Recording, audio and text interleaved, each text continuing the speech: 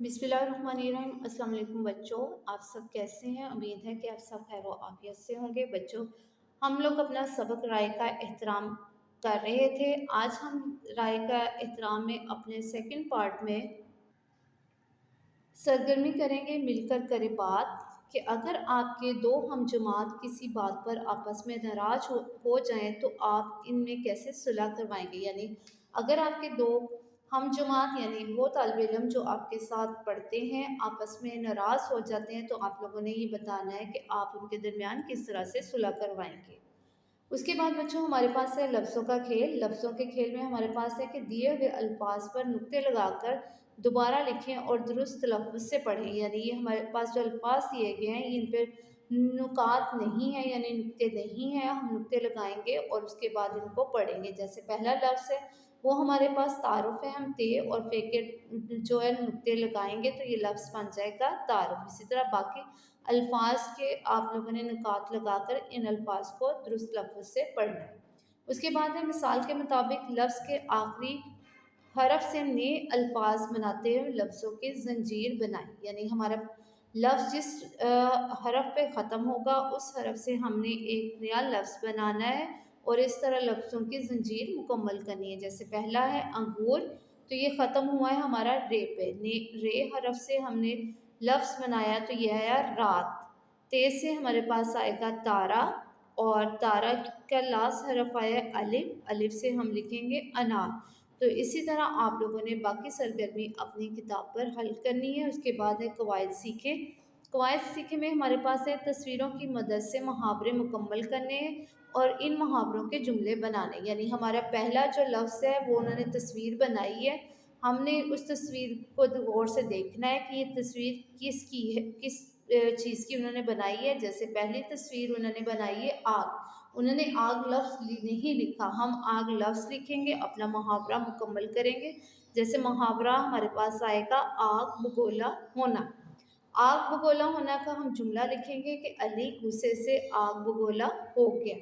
दूसरे में हमारे पास तस्वीर है वो बच्चों हमारे पास नाक की तस्वीर है, हम नाक खुद से लिखेंगे और यहाँ हमारे पास मुहावरा आएगा नाक में दम करना। जुमला हम लिखेंगे कि बच्चों ने शोर मचाकर घर वालों के नाक में दम कर दिए। इसी तरह बाकी मुहावरों को मुकम्मल करते हुए उनके जुमले हम अपनी किताब पर ही लिखेंगे।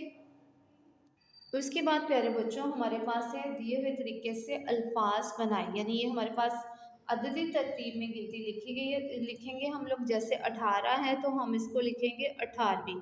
19 है तो इसको हम लिखेंगे 19वीं। इसी तरह बाकी सरगर्मी हम अपनी किताब पर लिखेंगे। उसके बाद हमारे पास से बा और ला साके हैं। इनसे तीन तीन अल्फाज बनाएंगे जैसे बा अदब लाजवाब। यानी बा लफ्ज़ हमने फ़िक्रे के शुरू में लगाना है और वो हमारा होता है साका। और हमने ऐसे अल्फाज बनाने हैं जो बामायनी हो, जिनको हम अपनी रोज़मर्रा ज़िंदगी में पढ़ते हैं या सुनते हैं। जैसे बा से आएगा बा असूल, बा कमाल, बाकायदा। इसी तरह आप लोगों ने ला से अल्फाज बनाने हैं। उसके बाद हमारे पास है दार और फ़रोश लाहक के हैं। इनसे तीन तीन अल्फाज बनाए जैसे जानदार और गुलफरोश। यानी ये अल्फाज हमारे जो लफ्ज़ हैं ये हमारे लाहक के हैं। इनको हमने अपने लफ्ज़ के बाद में लगाना है क्योंकि ये लाहक के हैं और लाहक के हमेशा बाद में आते हैं। और ये भी ऐसे अल्फाज होंगे जिनको हम अपनी रोज़मर्रा ज़िंदगी में पढ़ते या सुनते हैं। जैसे दार से आएगा हकदार, ईमानदार, मालदार। इसी तरह बाकी सरगर्मी किताब पर हल करेंगे। उसके बाद अब बच्चों हमारे पास पढ़े में है दी हुई अबारत दुरुस्त लफ्ज़ और वानी से पढ़ें। अबारत दी गई है, हम इसको दुरुस्त लफ्ज़ और वानी से पढ़ेंगे। जैसा कि मेजर अज़ीज़ भट्टी शहीद का ताल्लुक़ गुजरात से था। अज़ीज़ भट्टी ने 1948 में पाक फ़ौज में कमीशन हासिल किया और फ़ौजी तरबियत के लिए ककोल अकेडमी चले गए। उन्होंने 1950 में आला एजाज़ात के साथ तरबियत मुकम्मल की। इसी तरह आप बाकी पैराग्राफ जो है दुरुस्त लफ्ज़ और वानी से पढ़ोगे। उसके बाद प्यारे बच्चों हमारे पास है कुछ नया लिखे। कुछ नया लिखे में हमारे पास है कि अगर आप मुल्क के वज़ीर आज़म बन जाएँ आप तो आप क्या काम करेंगे। चंद जुमलों में आप लोगों ने ये लिख कर बताना है कि अगर आप वज़ीर आज़म बनेंगे तो आप क्या क्या काम करोगे।